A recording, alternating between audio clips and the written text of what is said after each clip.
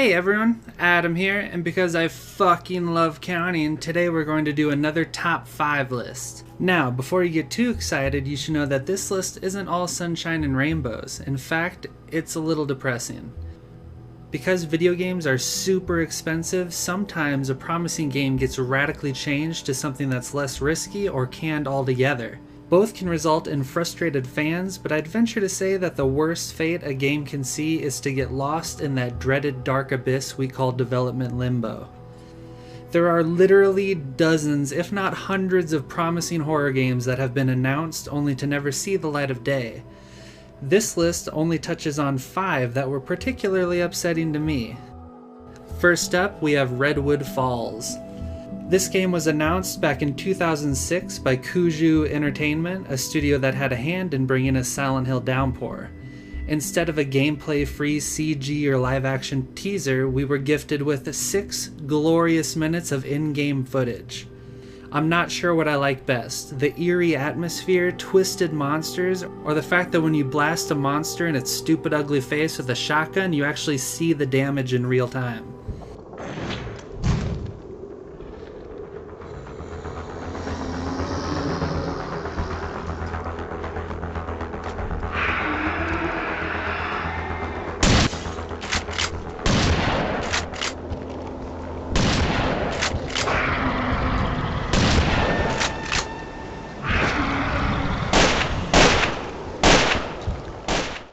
Next up is something some gamers refer to as Resident Evil 3.5. Much like Resident Evil 1.5, which was supposed to be Resident Evil 2 before Shinji Mikami decided to completely change the direction the series would take, this prototype was to become the universally beloved action horror classic Resident Evil 4. The original plan for the game, one of 4 actually, was to take the series in a direction geared more towards supernatural horror. I'm not going to complain about the game we ended up getting because it's one of my all-time favorites, but this concept is intriguing nonetheless.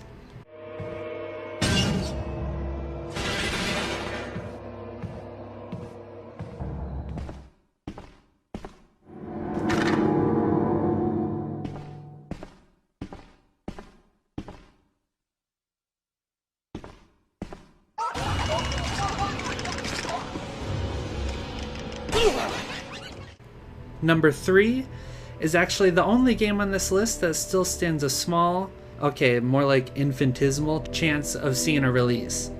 It's an action horror game, the first of a planned trilogy that's inspired by the works of H.P. Lovecraft, and it was birthed from the mind of one of my all-time favorite directors. I'm of course talking about Guillermo del Toro's Insane. It was announced back in 2010 with THQ serving as publisher. Unfortunately, THQ went belly up, Volition was placed in the confident hands of Dead Island publisher Deep Silver, and the rights eventually reverted back to Del Toro. There's an extremely small chance that this game could still happen, but I'm not holding my breath.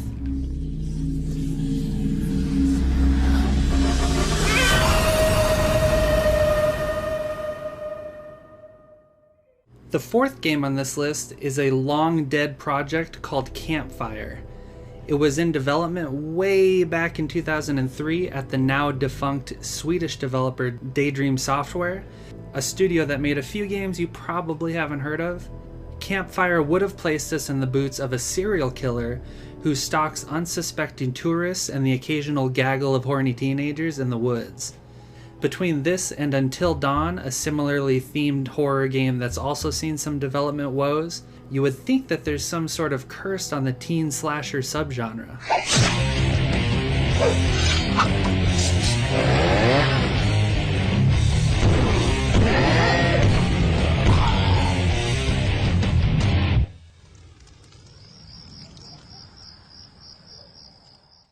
Number 5 is Asylum, a horror-themed first-person shooter that takes place in you guessed it, an asylum.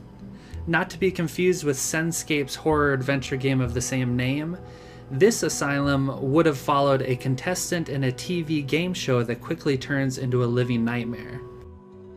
Congrats, you've made it to the end. This is the part where you give this video a like if you actually enjoyed it. You can let me know how right or wrong I was in the comments, and subscribe if you haven't already. Also, unlike every game on this list, please don't die.